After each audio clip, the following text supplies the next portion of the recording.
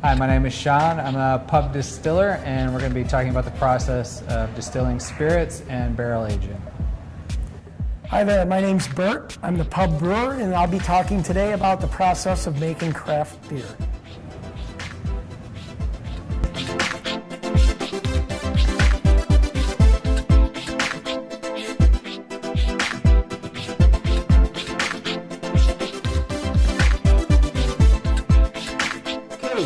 The process of making beer starts in the fields with the barley. Barley is harvested, the kernels are removed from the stalks, they're put into a malting facility where they're sprayed with water and they're germinated. So right when the little pistil comes out of the husk of the barley, they stop the germination process. They put the barley into a kiln and they dry it. Now, depending on how long they kiln the barley and dry it, depends on how dark it gets. It can get roasted. So beer is different colors, so depending on how long you roast the barley at any step of the process determines the color of the beer you're going to get. So we have different names for the barley. What we see here, this is the barley malt. You can see the kernels, they're dark. If we had smell-o-vision here, you could smell it's nice and sweet. So this is what the whole kernel looks like.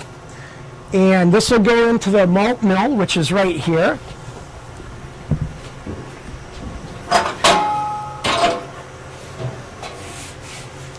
Hop right up these stairs and you can look down in here and see the rollers down here. This grinds up the barley into a crush. This is what opens it up so we can convert the starches to sugar. The other product that comes from the fields are the hops. Many different varieties of hops, many grown in Michigan that are very good. The hops are a cone that looks kind of like a artichoke, and it's actually the flower. It's got a golden powder called lupulin, which adds aromatic quality and bitterness to beer.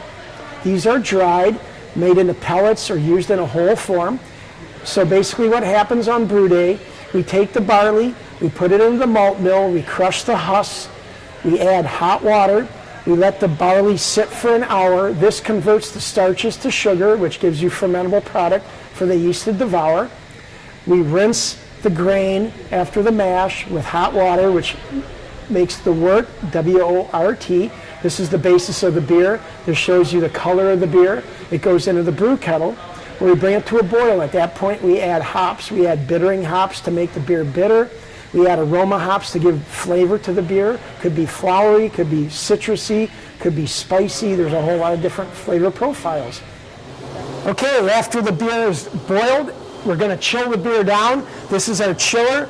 This is a counterflow chiller that uses groundwater and brings the beer from boiling to 60 degrees pretty much instantaneously.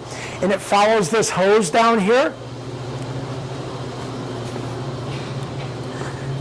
Comes into the fermenter area where it goes into the fermenter, and our yeast is already in there, and this is where the beer goes through its fermentation.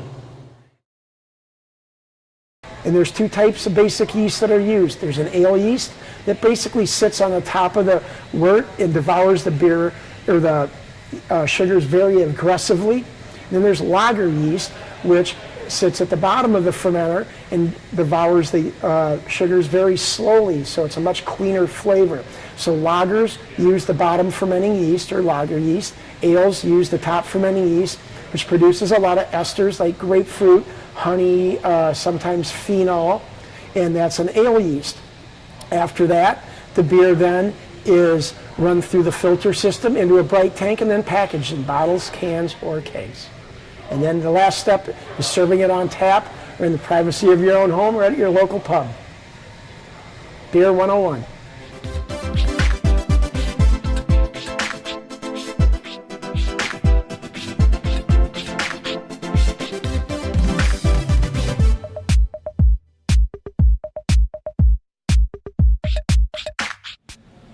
So the distilling process basically starts with making beer. We start in the brew house and we'll select a grain. Just like in a beer, certain styles have certain kinds of grain you should use. Typically we're using grain, but it can be also molasses and various other things. And through that process, we'll make a beer, a wash, a wort. They're all kind of used synonymously. And instead of hopping it and doing some of the other things that you do for beer that you would drink. We put it in a fermenter, ferment it. This is actually fermenting right now, a beer in it. So we still have a blow-off tube, which is where all the carbon dioxide escapes and all that jazz. And then a bottom outlet so that we can move our spirit or our wash, fermented wash with the alcohol in it into the still. So this is the still, which is where we'll put the wash in, or the fermented beer. And it's running right now. It can hold about 60 gallons. We usually put in about 50, 55. And basically it's got a steam heat process. It's jacketed, so the steam moves around the outside of the pot and causes the wash to heat up and evaporate up the column across into what's called a deflator. The deflator is a place where water is piped through it to, in a small way, cause some of it to fall back into the pot. So that's where this is happening here. This is called a reflux arm. So the steam travels up. Some of it will go through the deflator and some of it will travel back down into here. Basically, water and some of the other particulate vapor are heavier than alcohol.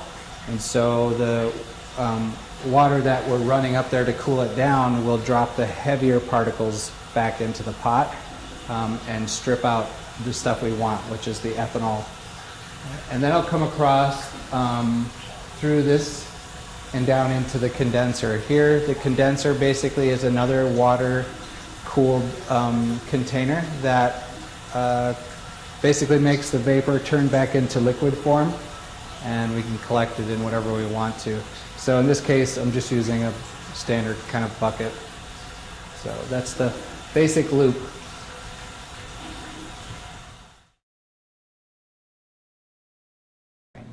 So then after you have a high wines or a finished spirit, all spirits are clear or white, and then some spirits will get put into a barrel or some other aging process. If they're put into a barrel, that's usually where their brown color comes from. So when you get a finished spirit is usually 145 to 150 proof off of the still. And in order to barrel age correctly, you have to proof it down using either distilled water or reverse osmosis water or spring water. You really can't use municipal water because of the chemicals and treatments they put in it. We'll proof it down to about 120, 125 proof. It depends on the character of the barrel that you want to keep. And that's when the barrel aging process begins. And then, of course, there'll be a time frame that passes. Anywhere from 3 months to years and years. When you pull the spirit out, it'll be proofed again to bottle strength, because most bottles are 80 proof, not 120 proof. So we'll proof it, filter it, bottle it. And the order sometimes is different, but the way we usually do it is proof it, filter it, bottle it.